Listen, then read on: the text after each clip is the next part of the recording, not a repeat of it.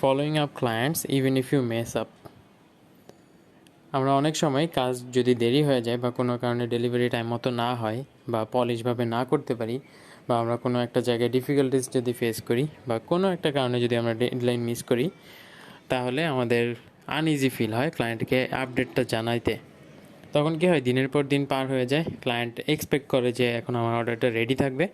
তখন যখন সে নিজে থেকে আপনাকে নক করে, তখন আপনি তাকে যখন ইনফর্ম করেন যে কাজটা অ্যাকচুয়ালি হয়নি এখনও বা আরও বেশি টাইম লাগবে, তখন সে ভাবে যে আপনি এক্সকিউজ দিতেছেন।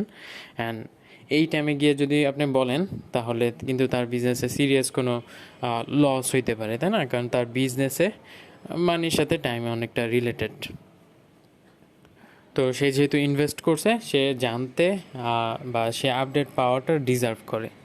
তো এই ক্ষেত্রে আপনি যখনই যদি লেট হয় বা কোনো একটা প্রবলেম ফেস করেন বা আপনার কোনো একটা রিলেটিভের প্রবলেম হয়েছে বা আপনি ফিজিক্যালি সাউন্ড না, তখন আপনি জাস্ট ইনফর্ম করবেন বা আপডেট দিবেন। এটা অনেক সময় আনইজি ফিল হয়, গিল্ট ফিলিংয়ের কারণে আমরা বলতে পারি না, কিন্তু গুড অর ব্যাড একটা আপডেট দেওয়া উচিত। কারণ তাহলে সে হয়তো সময়ে থাকতে থাকতে অন্য একটা ব্যবস্থা নিতে পারবে অ্যান্ড আপনার রিলেশনশিপটা তার সাথে ব্রেক হবে না। যেখানে আপনি হয়তো তাকে এখন টাইমলি আপডেটটা না দিলে সে হয়তো নেক্সট টাইম কনসিডার করবে যে আচ্ছা, এই সেলার তো প্রফেশনাল না, সেলার তো টাইম টু টাইম আপডেট দেয় না, then I look for another option, তাই না?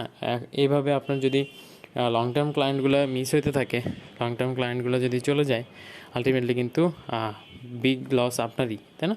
ক্লায়েন্ট যেহেতু টাকা দিয়ে করাবে, ক্লায়েন্টের কাছে হাজার হাজার অপশন আছে সেলারের, অ্যান্ড আপনার থেকে হাজার হাজার প্রফেশনাল সেলাররা কাজ করতেছে।